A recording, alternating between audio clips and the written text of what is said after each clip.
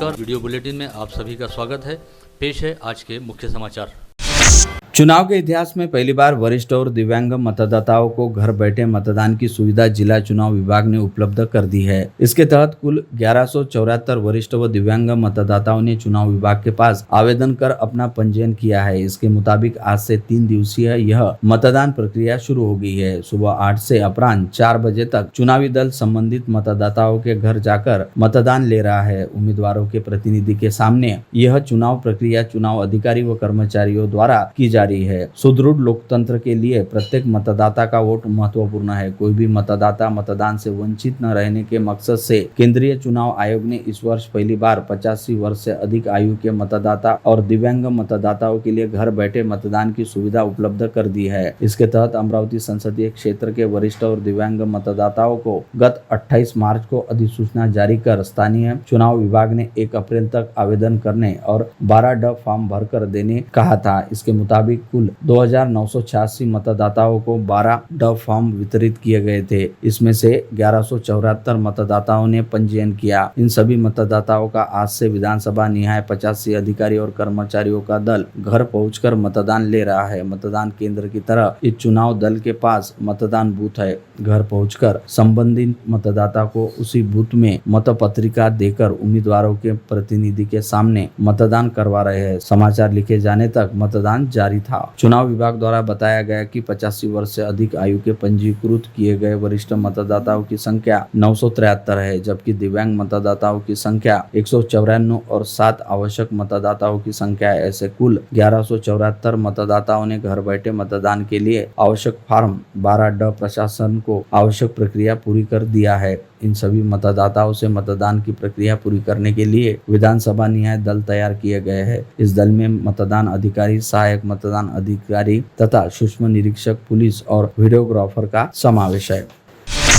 6 दिन पूर्व बडनेरा के जय हिंद चौक से अपहरण किए गए घुमंतु महिला का 4 वर्षीय बालक गुरुवार मध्यरात्रि को साइंस कोर मैदान के पास से सकुशल बरामद किया गया है। उसके रोने की आवाज आने पर परिसर के नागरिकों ने उस बाबत पुलिस को जानकारी दी। कोतवाली पुलिस ने तत्काल घटनास्थल पहुंचकर संबंधित बालक को अपने कब्जे में ले लिया और कोतवाली थाना ले आए। पश्चात आवश्यक कार्रवाई के बाद इस मासूम बालक को उसके परिजनों के हवाले कर दिया गया। बता दें कि बडनेरा के जय हिंद चौक के पास से देर रात फुटपाथ पर सो रही एक घुमंतु महिला के 4 वर्षीय बालक का स्विफ्ट कार में सवार होकर आए 4 नकाबपोशों ने अपहरण कर लिया था। इस घटना से शहर में खलबली मच गई थी। पुलिस प्रशासन ने इस प्रकरण में अपहरण बालक की युद्धस्थल पर खोज शुरू कर दी थी। बडनेरा पुलिस, क्राइम ब्रांच और पुलिस आयुक्त का विशेष दल अपहरणकर्ताओं की खोज में जुटा हुआ था। पुलिस के दल ने अनेक स्थानों के सीसीटीवी फुटेज खंगाले थे। हर पहलुओं पर पुलिस यंत्रणा जाँच कर रही थी। बालक का किसने अपहरण किया, किस लिए किया, इसके साथ कुछ गलत तो नहीं हुआ, ऐसे अनेक सवाल खड़े हो रहे थे। इस घटना से पालकों में दहशत का वातावरण निर्माण हो गया था। बालक के माता पिता हर दिन पुलिस स्टेशन पहुंचकर बालक बाबत पूछताछ कर रहे थे। गुरुवार की देर रात एक पुरुष और एक महिला ने इस बालक को साइंस कोर मैदान के पास लाकर छोड़ दिया। मैदान पर मासूम बालक रोता रहने से परिसर में घूमने वाले नागरिकों को इस बाबत के रोने की आवाज सुनाई दी और वह अकेला रहने से तत्काल घटना की जानकारी नागरिकों ने कोतवाली पुलिस को दी। अपहरण हुए बालक की खोज जारी रहने से सूचना मिलने के बाद पुलिस का दल तत्काल साइंस कोर मैदान पहुंचा। तब अपहरण हुए बालक को ही पाया गया। पुलिस ने तत्काल उसे कब्जे में लिया और कोतवाली थाने ले आए। साथ ही उसके माता पिता को सूचित कर पुलिस स्टेशन बुलाया। जिस दुपहिया से बालक को महिला और पुरुष ने साइंस कोर मैदान पर लाकर छोड़ दिया, उस दुपहिया की जानकारी पुलिस को मिली है। साथ ही ग्रे रंग की कार भी लावारिस अवस्था में बरामद हुई है।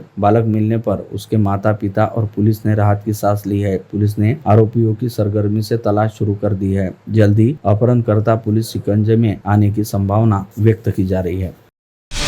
अमरावती लोकसभा का चुनाव इस बार हाई प्रोफाइल है। भारतीय जनता पार्टी की फायर ब्रांड नेता नवनीत राणा के राजनीतिक भविष्य को तय करने के लिए 4 जून को चुनाव परिणाम घोषित होने वाले हैं। पूरे देश भर की नजरें अमरावती लोकसभा चुनाव पर लगी हुई है। नवनीत को सीधी टक्कर दे रहे महाविकास आघाड़ी के कांग्रेसी उम्मीदवार बलवंत वानखड़े, बच्चू कडू की प्रहार जनशक्ति पार्टी के उम्मीदवार दिनेश बुब के मैदान में कूदने के बाद अमरावती लोकसभा चुनाव संग्राम त्रिकोणी हो चुका है। तीनों प्रमुख उम्मीदवार, उनकी पार्टियों के नेता और पदाधिकारी पदाधिकारी व कार्यकर्ता अपने उम्मीदवार को जिताने के लिए एडी चोटी का जोर लगा रहे हैं। इस सब परिस्थितियों के बीच अमरावती व बडनेरा तथा आसपास के इलाकों में चुनावी घमासान होने वाला है। पुलिस भी मुस्तैद हो चुकी है। हर चुनाव की तुलना में इस चुनाव के लिए ज्यादा बंदोबस्त, सुरक्षा जवान, SRPF की टुकड़ियां, CRPF की कंपनियां अन्य राज्यों से पुलिस अधिक संख्या में बुलाई जा रही है। अमरावती के पुलिस आयुक्त नवीन चंद्र रेड्डी ने आज अमरावती मंडल को बताया कि अमरावती पुलिस आयुक्तालय के तहत सभी अति संवेदनशील मतदान केंद्रों से लाइव प्रसारण होगा। किसी भी गड़बड़ी को कैमरे में कैद करने के लिए यह व्यवस्था की गई है। इसे चुनाव आयोग की भाषा में वेबकास्टिंग कहा जाता है। जिला चुनाव अधिकारी के कार्यालय में इसका प्रसारण होगा। राजस्व विभाग इसका नियोजन करेगा।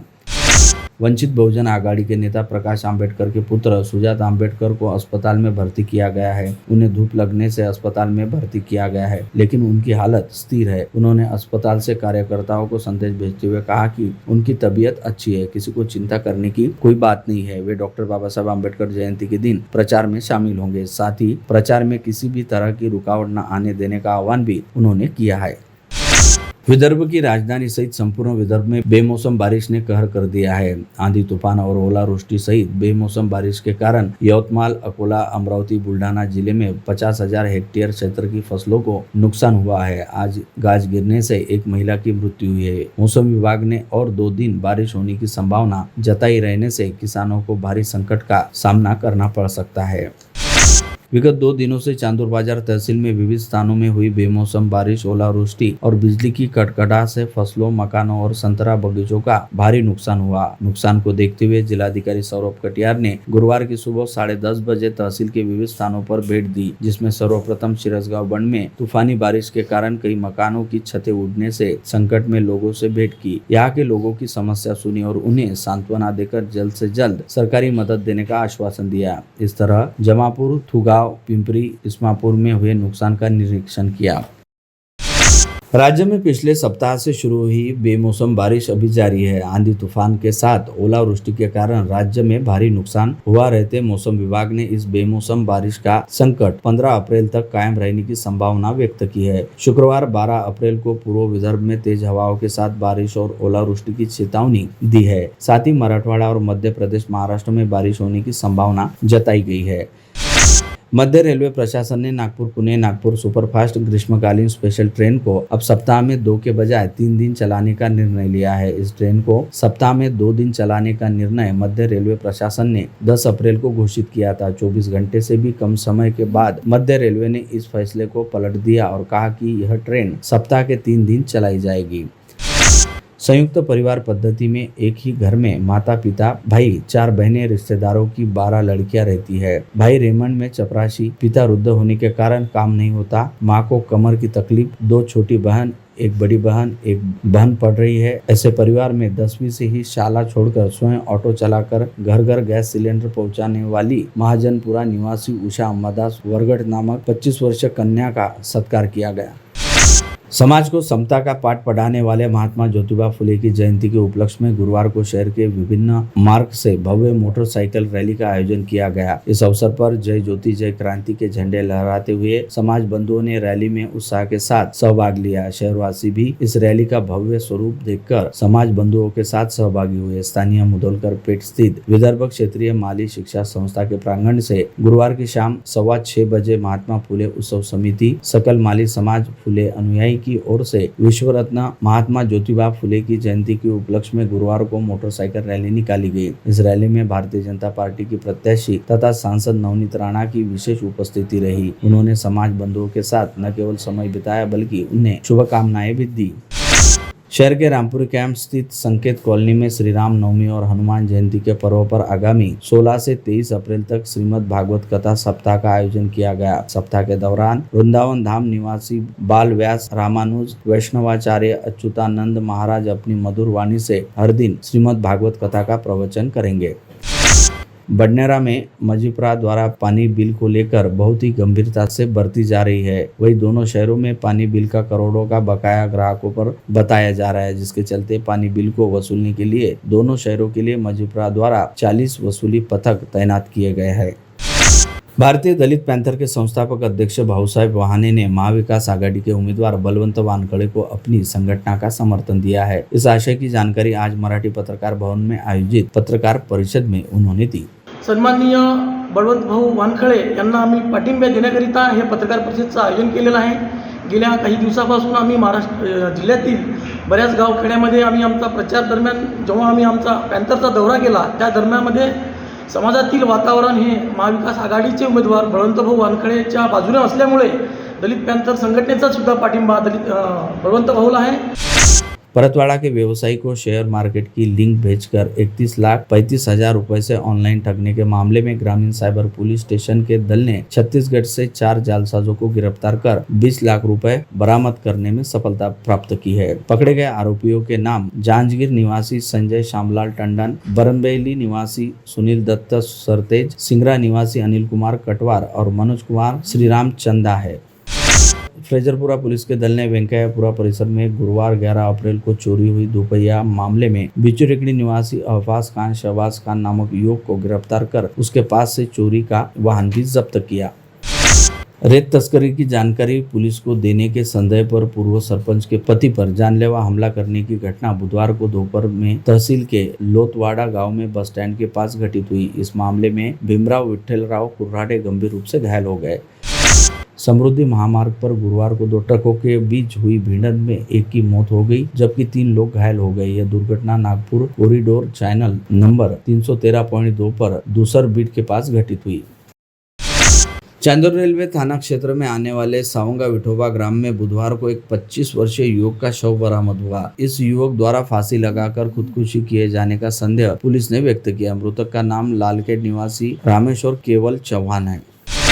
मंगरूल दस्तगीर थाना क्षेत्र के निम्बोरा बोड़का ग्राम के एक 66 वर्षीय व्यक्ति की आंखों में मिर्ची पाउडर फेंककर चाकू की नोक पर 60,000 रुपए लूटने वाले 4 लुटेरों में मुख्य सूत्रधार मंगेश ठाकरे रहने की बात जांच में सामने आई है। इस मास्टरमाइंड ने वर्धा के शोरूम से कार चुराकर खामगांव में डकैती की घटना को अंजाम दिया था। गिरफ्तार चारों आरोपी कुख्यात चोर और लुटेरे बताए गए हैं। बता दें कि निम्बोरा बोड़का ग्राम निवासी शेषराव डोंगरे को दोपहिया से गाँव लौटते समय बीच रास्ते में आंखों में मिर्ची पाउडर फेंककर चाकू की नोक पर लूट लिया गया था। इस प्रकरण में क्राइम ब्रांच के दल ने मंगेश सुखलाल ठाकरे, शिव गोपाले, नितिन गोपाले और सागर पचाले को गिरफ्तार कर 2,60,000 रुपए का माल जब्त किया था।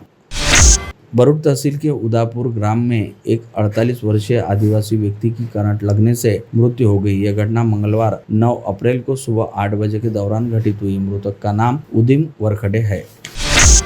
शहर में रहकर अपने गिरोह के सदस्यों के साथ आपराधिक घटना को अंजाम देने वाले कुख्यात आरोपी जय कड़ू को राजापेट पुलिस के दल ने गिरफ्तार कर लिया। 2 दिन पूर्व ही इस कुख्यात ने अपने साथियों के साथ एक महिला के घर में घुसकर उसे धमकाया था। पश्चात घर पर पथराव कर परिसर में दहशत मचाई थी।